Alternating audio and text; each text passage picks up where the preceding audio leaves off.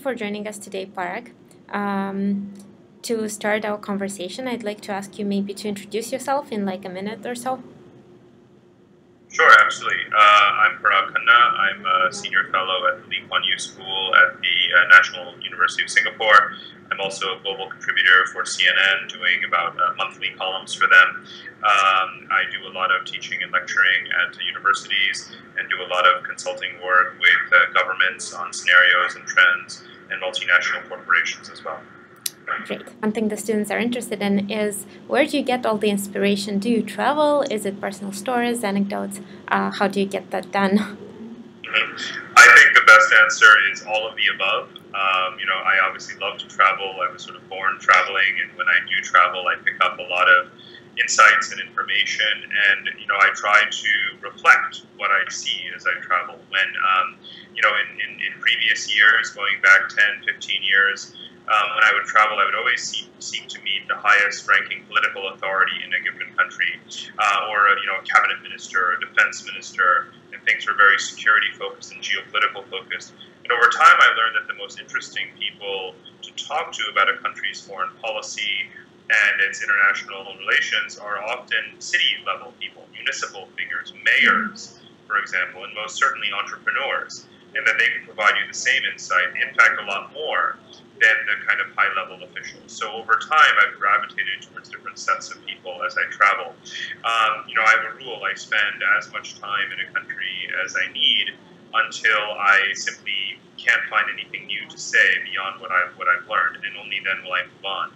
But of course, you have to have some academic grounding. So, I canvass very widely in academic and policy and popular literature when I'm researching. So, for example, for my first book, I read a lot of books about America as the continued dominant superpower in the world. I read a lot of books about how China would replace America in the 21st century, and I read a lot of books about how Europe is the standard bearer for global norms and global governance. And these three books were totally irreconcilable literatures talking about the same world in the same time period. And I thought to myself, someone has to synthesize this because they cannot all be correct. So I think you really have to do your due diligence, do your homework about the lay of the land theoretically and academically. And that's certainly very, very important as well. So I definitely get my inspirations from a range of sources for sure. Great. In your observations, well, you've written the books and you've given a lot of very insightful advice or recommendations to leaders, large and small. And we were wondering, have you seen the impact of your books throughout your travels? From your first one, as that was a bestseller, The Second World, to the more recent one. Have you seen companies maybe implementing it or government putting in place your recommendations and seeing them actually work? I often find that I'm reflecting the innovators, right? So in fact, I'm observing the people that are making the changes, not necessarily the people are making the changes because of what they've read in my books. But I find that when people do read them, they see a crystallization of something that they either are doing or really want to be doing. So for example, when it comes to governments that are balancing the tricky nature of dealing with the United States, Europe, and China at the same time, and trying to maximize the benefits they get in their relations with these three powers, the trend that I picked up on was that many countries are doing this successfully at the same time, and that the United States was rather ignorant about this. The U.S. is always focused on who's our ally, who's our friend, who's with us or against us, not picking up on the subtlety of countries actually trying to be friends with everyone at the same time. Now that I've articulated that reality, I see a lot more sort of boldness around the ways in which countries are very brazen in doing this trend. And I find that, when I talk to them, they're reflecting on how they view this as a global trend because I've captured how it's happening in every corner of the world. If you look at the How to Run the World book, the focus there was so much on celebrating what I call the CEO statesman. And I talked about figures, the usual suspects, if you will, the Richard Bransons and the Bill Gates, and the kinds of people who are seamlessly balancing their public and private roles. their duties to their corporation as well as their duties to stakeholders and their roles as public figures and leaders, even though they technically only have a certain financial fiduciary responsibility. And now I see more and more of them, and so this term CEO, statesman, has actually caught on a little bit, and I see more and more people aspiring to be like that. And certainly, my promotion of that and my work on kind of multi-stakeholder relations from the corporate standpoint, the diplomatic standpoint, I think has helped to push the agenda on these, because a book is not just a book, it's part of a conversation in which I'm perpetually agitating all the time, every single day with different audiences. So, I do think that the trends that I write about have been underway, otherwise I wouldn't necessarily have identified them, but, I try to do my part to nudge them forward, and I think that these trends around, of course, companies having to think very multi-stakeholder, and the trends around the diffusion of power and so forth are clearly happening. You mentioned China, which was actually something that some of the students were particularly curious about. China is often perceived as a copy-paste society, that they struggle with innovation and are more about replicating products that come from the West. What's your take on that? And is there any particular tips that you have from a government perspective or a company perspective to the whole area of government intervention and censorship? So I think those are two different things, or several different questions. The first is China innovative? And the answer is yes. Is China inventive in terms of pioneering and breakthrough technological discoveries and scientific discoveries? Not as much, not yet, but is investing a lot in getting there in the same way that Japan and Korea have done, and have certainly crossed that threshold. And we expect China to as well. We see what they're doing now with robotics, with lasers, with computational genetics, and so forth. China is really actually trying to become a discovery superpower as well in a range of areas. When it comes to innovation, the threshold that we set is inaccurate. I mean, the truth is that to be innovative, you simply have to use new business models and adapt technologies and products and practices to capture the highest market share. And in that sense, China is absolutely supremely innovative. And you can see that in the ways in which they've actually moved up the value chain and captured market share in electronics, technology, and a whole host of areas. Some of it may not seem like it's based on free market principles, but that is not the measure of whether or not something is innovative. The measure is, did you capture market share by adapting business practices and adapting technologies from wherever you find them? That is the definition. And have you done so in a way that reduces costs and therefore creates more value for your customers in the marketplace? And again, the answer is China has been extraordinarily innovative. Now we're looking at, if you look at areas like solar power, for example, clean energy, and some of these technology areas, they've done a lot to bring down the cost of technology, to advance scale, to push these out into rural areas where they haven't been used before. So China's been quite innovative in that regard as well. So I think we, on the whole, need a much more sophisticated approach to whether or not, China is innovative. One of these areas where this comes to a head is your second question around technology. We've seen with Alibaba or Huawei or Baidu or Xiaomi, both in hardware and software, and e-commerce, we have seen a lot of innovation in China. They've moved up the value chain and captured huge market share, and companies like Alibaba should not be mistaken as simply copy-paste of Amazon. They're actually hybrids of Amazon, eBay, and many other types of online marketplace innovations, and they combine them all in a truly unique way. There is only one Alibaba, and it is a Chinese company, not an American company. So I think we absolutely have to appreciate that is a very innovative way in which they've gone about expanding their offerings and doing so in the context of the Chinese economy, Chinese consumers, and Chinese businesses. So, we will find more and more cases in which we have to concede that China is not just copy-paste rather than less. So China is innovative. Is it a good friend?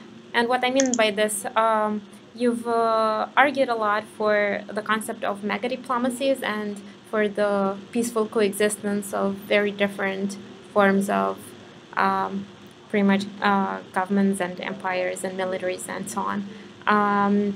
Do you think that there are any countries that may jeopardize the possibility of implementing mega diplomacy globally?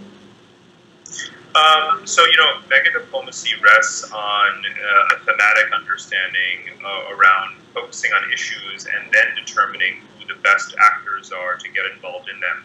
It's not about whether or not the permanent five members of the Security Council agree on it or not agree on it, right? So the key is that you get around the issue of whether or not one country is blocking something or not blocking something.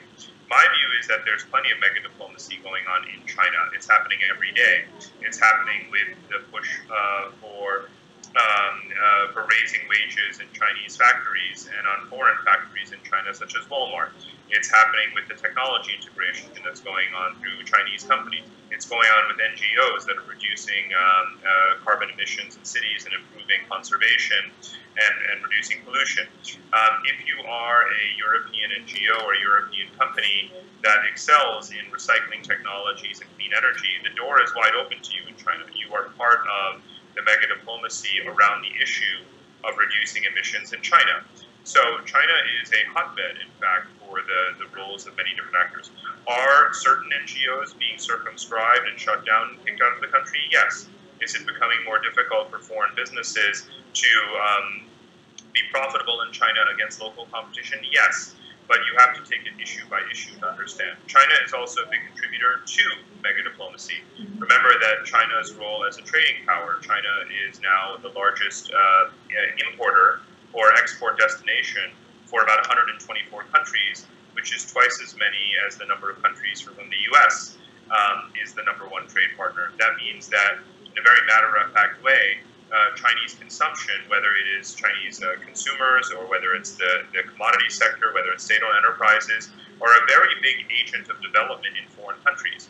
Chinese companies, both public and private, are actually now at the forefront of creating jobs in Africa because they've been offshoring their own factories in areas like textiles, for example, and light manufacturing, because labor costs are much cheaper in Southeast Asia and in Africa. So those are Chinese corporations playing a role on the issue of how do we do infrastructure and job creation and skill building and economic growth and boosting the export sector in Africa.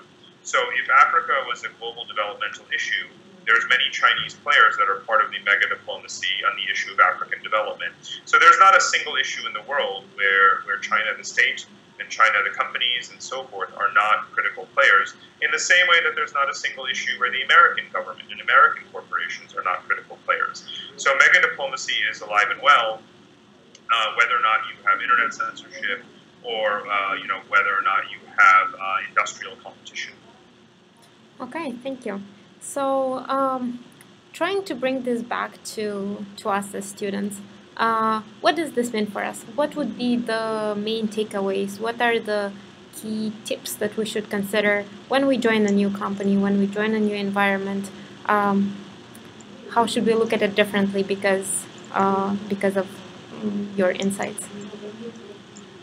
Well, I work broadly in the field of globalization. And my thesis is that globalization is not only alive and well, but is entering a new golden age. And that seems counterintuitive from the American standpoint. When you're watching CNBC or listening to growth forecasts from Wall Street, you have a lot of pessimism because people believe that globalization is slowing or the rate of growth in American trade is slowing and so forth. But the fact is that globalization is global. You don't measure it from the standpoint of New York City or from Wall Street or from London. You measure it in terms of the aggregate growth in the density of relations across all continents in the world. And the relations between the trade and FDI relations between China and Africa have grown by 1,800% since the year 2002. That's not a small amount. That's not the single digits that people on Wall Street worry about. That's quadruple digit growth. And you see the same pattern playing out across other regions. So my advice to graduates, whether it's MBA programs or otherwise, is to follow the flows. If I could put it in 3 words, follow the flows. It's not about whether you're optimistic or pessimistic. At any given time, there's an enormous volume of transactions and business and relations going on between any 2 nodes in the system, whether it's in Latin America or in Africa, whether it's e-commerce companies or whether it's industrial companies. You need to go where those flows are and be part of those flows. You cannot sit and let it come to you. And that's why being in a global program, a global student body, and a global network, and making global connections is extremely important because, as you well know, most people will have 8 or 9 jobs over their course of their career, not just 1 or 2. So you need to be prepared to work in different sectors and be in different places at any given time. So while we look at our future, or we would like maybe a preview, is there a new interesting project or a new book that you're working on right now that you could share some with us? Yes, I can. I mean, I have a book coming out in April. It's actually called Connectography, Mapping the Future of Global Civilization, and it's sort of a reorganization of world politics and economics built not around nations and states and borders, but around infrastructure and connectivity and supply chains. So I look at global transportation networks, energy networks, and of course communications networks, and I map them out around the world, and I demonstrate that we are already, this is not a futuristic book, this is today, we've already become what I call an urban network civilization. We are really, well, only on the political maps on our walls are we deeply divided into states and countries and borders and so forth. In fact, the way the world actually works today, every minute, is that we are a increasingly dense lattice or network of relations of many kinds amongst major population centers, which are cities. So that's really what that's what the book is arguing, and I demonstrate it by looking at commercial patterns and migration and cyberspace and so forth. That's exciting, and a lot of very relevant topics that hopefully the students will have the chance to look into. So thank you for sharing that with us. Thank you. And thank you for taking the time. I'm sure that we can learn a lot from your experience, the way you've approached writing these books and coming up with these insights. And if not by directly traveling, at least here at Hult with having someone from totally different hemispheres and continents sitting right next to each other, we can learn by actually exposure to them. Yeah. Well, thank you so much. It was a pleasure. Look forward to next time. Likewise.